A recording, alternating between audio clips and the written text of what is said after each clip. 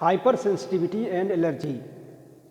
Hyper sensitivity ये एक immunologic term है और ये अनडिजायरेबल रिएक्शन जब होने लगती है इम्यून रिस्पांस के रिजल्ट के थ्रू, जब एंटीजन से एक्सपोज होते हैं तो उसमें इम्यून सिस्टम एक्टिवेट होता है और जो इम्यून रिस्पांस होता है उसकी ओवर रिएक्शन से ही जो है हाइपर सेंसिटिविटी की रिएक्शंस होती है। इसको हम कह सकते हैं अनडिजायरेबल रिएक्शंस या overreaction of the immune response.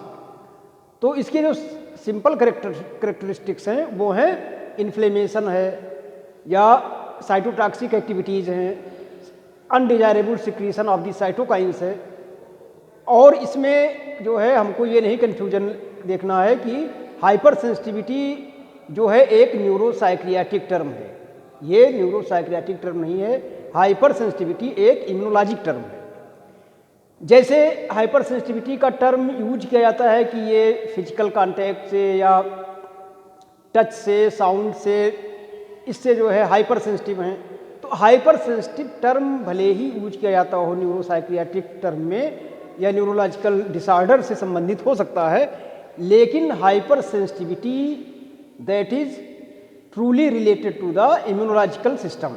यानी इम्यूनोलॉजिकल सिस्टम जब हाइपर एक्टिव होता है या ओवर रिएक्ट करता है तो उससे जो है इन्फ्लेमेशन और पेन होता है या अन्य डिस्कम्फर्ट या अन्य हेल्थ कॉम्प्लिकेशन डेवलप हो सकते हैं, तो उसको जो है हम हाइपर सेंसिटिविटी कहते हैं। तो hypersensitivity is just the hyper immune response या overreaction of the immune system which causes discomfort and health complication which may be fatal sometimes.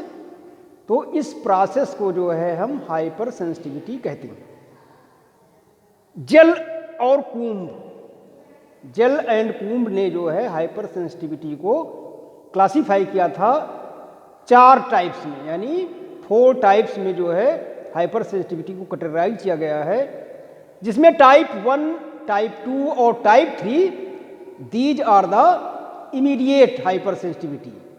और 4th टाइप जो होती है दैट इज डिलेड टाइप, यानी उसका response जो है देर में आता है। इमीडिएट हाइपर सेंसिटिविटी जो रिएक्शंस होती है ये विदिन 12 आवर्स जो है ये इनका सिम्टम्स दिखने लगता है। कुछ जो है कुछ ही घंटों में या कुछ ही आवर्स में, कुछ मिनटों में भी इसका इफेक्ट दिख सकता है। तो जेल एंड कूम्ब क्लासिफिकेशन के अनुसार हाइपर सेंसिटिविटी 4 भागों में क्लासिफाई की गई है, विभाजित की गई है। तो हम देखेंगे type 1 hyper sensitivity. Type 1 hyper sensitivity ये स्पेसिफिकली इम्यूनोग्लोबुलिन ई या IgE मीडिएटेड हाइपर सेंसिटिविटी कहते हैं, और ये बहुत इमीडिएट होती है। कुछ मिनटों में ही इसका असर या इसका सिम्टम्स जो है सामने आ जाता है। तो जब हम किसी एलर्जन से एक्सपोज होंगे, allergens means that causes allergic reactions, जैसे पॉलन ग्रेन्स है, डस्ट पार्टिकल्स है, स्मोग है, या कुछ स्पेसिफिक फूड मटेरियल्स हैं जिनकी वजह से भी जो है एलर्जिक रिएक्शंस होती है। तो इन मटेरियल्स को हम जो है एलर्जन के रूप में कंसीडर करते हैं, और एलर्जन जो है वो जनरली एक्टिवेट करता है the generation of IgE। IgE type की एंटीबॉडी जो है एलर्जन के एक्सपोजर के थ्रू प्रोड्यूस होती है, और IgE जो है ये मास्ट सेल पर इसका जो है रिसेप्टर होता है। तो IgE मास्ट सेल पर जाकर के बाइंड होती है और मास्ट सेल का प्रोलिफरेशन होने लगता है। तो प्रोलिफरेशन होने से उससे एक वैसो एक्टिव अमीन सिक्रीट होता है जिसको हम कहते हैं हिस्टामीन।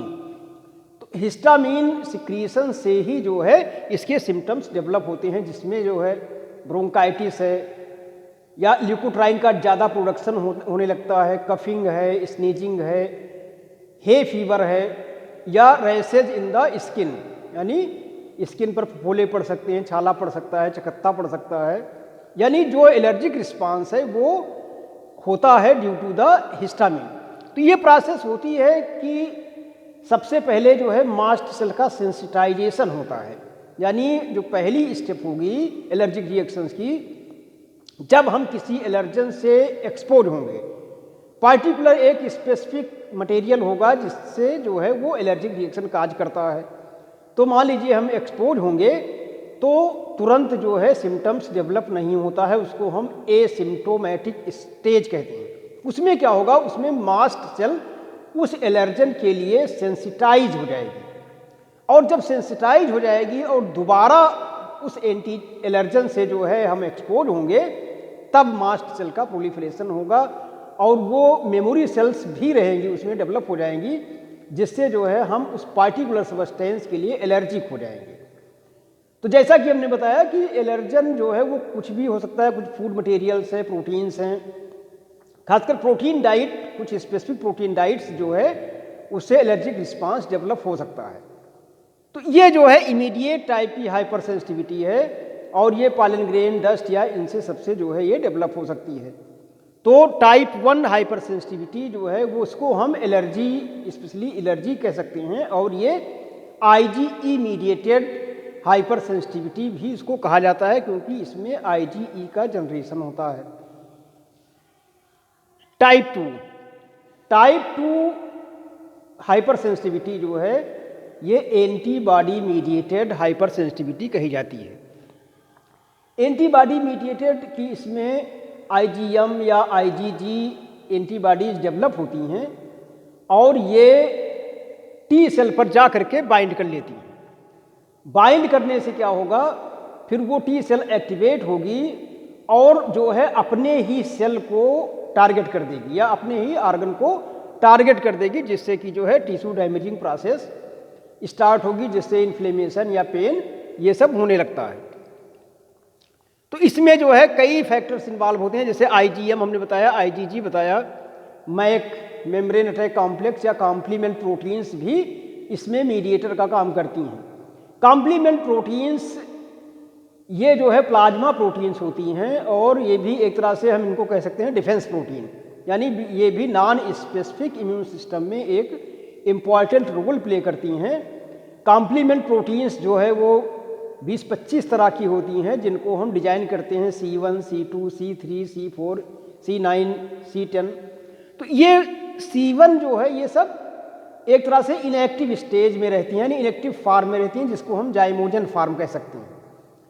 तो जब किसी एंटीजन का एक्सपोजर होता है बॉडी में, तो ये कॉम्प्लीमेंट प्रोटीन्स एक्टिवेट होती हैं through the series of the reaction.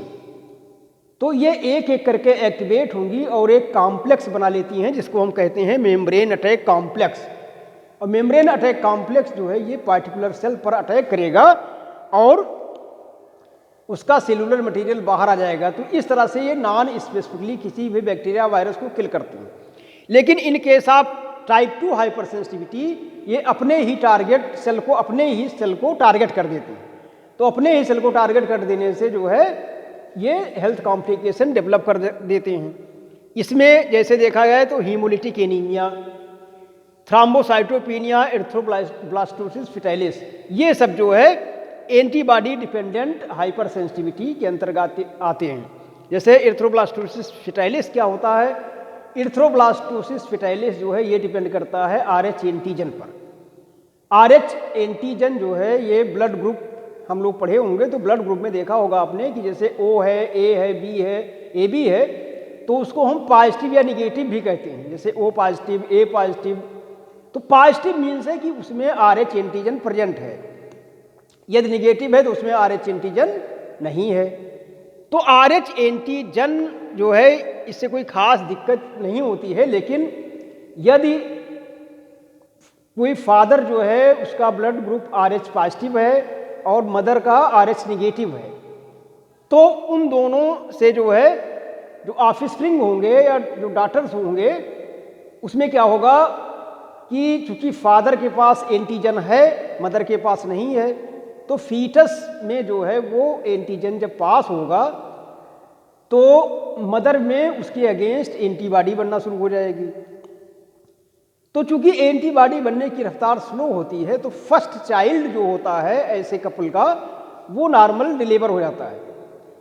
दिक्कत कहाँ होती है, जब सेकेंड टाइम वो प्रेग्नेंट होती है मदर, तो उसमें क्या होता है एंटीबॉडी बन चुकी होती है। तो जब सेकेंड टाइम वो प्रेगनेंसी होती है तो उसके अगेंस्ट एंटीबॉडी एक्टिव हो जाती हैं और फीटस जो है वो हो जाता है, यानी क्लम्पिंग हो जाती है, ब्लड की क्लम्पिंग हो जाती है, तो इमेच्योर डेथ, फीटस की इमेच्योर डेथ हो जाती है। तो इस कंडीशन को हम कहते हैं इरिथ्रोब्लास्टोसिस फेटालिस, और ये होता है एंटीबॉडी मीडिएटेड। इसको हम टाइप 2 हाइपर सेंसिटिविटी में रखते हैं। टाइप 3 हाइपर सेंसिटिविटी ये इम्यून कॉम्प्लेक्स मीडिएटेड, यानी इम्यून सिस्टम में जैसे हमने बताया इम्यून रिस्पांस के अगेंस्ट एंटीबॉडीज बनती है और एंटीजन के साथ वो कॉम्प्लेक्स बनाती है और उसको फिर सेलुलर रिस्पांस, उसमें इम्यून रिस्पांस डेवलप होता है सेल मीडिएटेड या ह्यूमोरल, और वो पार्टिकुलर एंटीजन एलिमिनेट कर दिया जाता है। टाइप 3 हाइपर सेंसिटिविटी में अपने ही एंटीबॉडी जो बनती है वो अपने ही एंटीजन के खिलाफ बन जाएगी या उसी में कोई एंटीबॉडी ही एज ए एंटीजन काम करना शुरू कर देगी। जैसे आईजीजी ये जो है 75% ऑफ दी टोटल एंटीबॉडीज होती हैं, सबसे ज़्यादा प्रोड्यूस होती हैं। तो आईजीएम के अगेंस्ट बनने लगती है, यानी यहाँ पर आईजीएम एज ए एंटीजन काम करने लगता है, उसके अगेंस्ट आईजीजी एंटीबॉडी बनती है और दोनों जो है कॉम्प्लेक्स बना लेते हैं। तो आईजीएम कॉम्प्लेक्स जो है ये डिपॉजिट हो जाता है खासकर ज्वाइंट्स पर। तो ज्वाइंट्स पर जब डिपॉजिट होगा तो वहाँ पर इन्फ्लेमेशन और पेन होने लगेगा और इसको हम कहते हैं रूमेटाइड आर्थराइटिस। तो रूमेटाइड आर्थराइटिस जो है ये एक तरह से टाइप 3 में जो है क्लासिफाई किया गया है, यानी immune complex mediated hyper sensitivity जो होती है उससे जो है रूमेटाइड आर्थराइटिस या इससे संबंधित तमाम बीमारियां जो है हो सकती हैं। टाइप 4 जो है ये सेल मीडिएटेड हाइपर सेंसिटिविटी है, यानी इसमें टी हेल्पर सेल जैसा कि हमने पहले भी बताया है कि टी हेल्पर सेल जो है ये मेजर इम्यून सेल है, इम्यून सिस्टम की सबसे महत्वपूर्ण सेल है और सारा इम्यून रिस्पांस जो है इसी पर डिपेंड करता है, वो चाहे ह्यूमोरल इम्यून रिस्पांस हो और चाहे T cell mediated immune response हो। दोनों इम्यून रिस्पांस जो है टी सेल एक्टिवेशन पर ही डिपेंड करते हैं। तो इसमें क्या होता है, टाइप 4 जो है ये डिलेड टाइप की हाइपर सेंसिटिविटी है, यानी इसका असर कम से कम 48 घंटे के बाद दिखता है या इसमें 1 दिन 4 दिन 10 दिन भी लग सकता है। तो डिलेड टाइप हाइपर सेंसिटिविटी में क्या होगा, एंटीजन प्रेजेंटिंग सेल जो है ये डायरेक्ट टी सेल को एक्टिवेट कर देंगे। तो टी सेल के एक्टिवेशन से जो है जो साइटोकाइन सिक्रीट होगा वो मैक्रोफेज को एक्टिवेट करेगा और फेगोसाइटोसिस की प्रोसेस होने लगेगी और वो फेगोसाइटोसिस प्रोसेस जो है वो अपने ही सेल के ऊपर होगी, तो जिससे कि जो है टिश्यू डैमेज या निक्रोसिस या ज़्यादा जो है ऑर्गन डिस्ट्रक्शन भी इसमें हो सकता है। तो सबसे खास बात है कि ये एंटीबॉडी मीडिएटेड नहीं होती है, यानी एंटीबॉडी इंडिपेंडेंट है। एंटीजन प्रेजेंटिंग सेल जो है टी सेल को एक्टिवेट कर देंगी, टी सेल के एक्टिवेशन से जो है फेगोसाइटोसिस प्रोसेस होगी और उससे इन्फ्लेमेशन और पेन होगा या निक्रोसिस भी हो जाएगी। तो इसको जो है हम डिलेड टाइप हाइपर सेंसिटिविटी या सेल मीडिएटेड हाइपर सेंसिटिविटी भी कहते हैं। इसमें जो है तमाम तरह की बीमारियां, जैसे किसी को ट्यूबरकुलोसिस है तो ट्यूबरकुलोसिस में ट्यूबरकुलिन पार्टिकल बन जाते हैं और वो धीरे धीरे जो है टिश्यू डैमेज या उसके अगेंस्ट जो है वो टी सेल एक्टिवेट हो जाती है। तो इस तरह से जो है ये टिश्यू डैमेज होने लगते हैं। तो ये फाइनली जो है ऑर्गन डैमेज भी कर सकते हैं और ये काफ़ी इम्पॉर्टेंट रिएक्शंस इसमें होती हैं, जिसमें इन्फ्लेमेशन, पेन और खासकर साइटोटॉक्सिक रिएक्शंस होती हैं और एंटीबॉडी इंडिपेंडेंट रिएक्शंस होती हैं टाइप 4 हाइपर सेंसिटिविटी में। और टाइप 4 हाइपर सेंसिटिविटी को ही हम delayed type of hyper sensitivity कहते हैं। बाकी तीनों हाइपर सेंसिटिविटी जो है वो इमीडिएट होती है, यानी वो विदिन 48 आवर्स में उनका सिम्टम्स दिखने लगता है। तो ट्रीटमेंट में यदि हम देखें तो हाइपर सेंसिटिविटी का ट्रीटमेंट जो है ये कंबाइंड हो सकता है कि किस तरह की हाइपर सेंसिटिविटी है। जैसे मान लीजिए यदि IgE मीडिएटेड है, तो IgE मीडिएटेड जैसे हमने बताया कि एस्थमा, हे फीवर या रैशेज ऑन द स्किन, तो इसका जो सबसे बड़ा सिम्टम्स है वो सिम्टम्स जो होता है वो हिस्टामीन के कारण होता है। तो यानी हिस्टामीन जो है इसमें एंटी हिस्टामीन ड्रग्स हैं, उनको हम दे सकते हैं। वैसोडिलेटर है या एस्थमा है तो उसके लिए इन्हेलर का यूज किया जाता है। तो इसके अलावा जो है फीवर है तो उसको सिम्टोमेटिक ड्रग्स भी दे सकते हैं, पैरासीटामॉल है, एंटीपायरेटिक ड्रग्स हैं, तो उनको हम दे सकते हैं।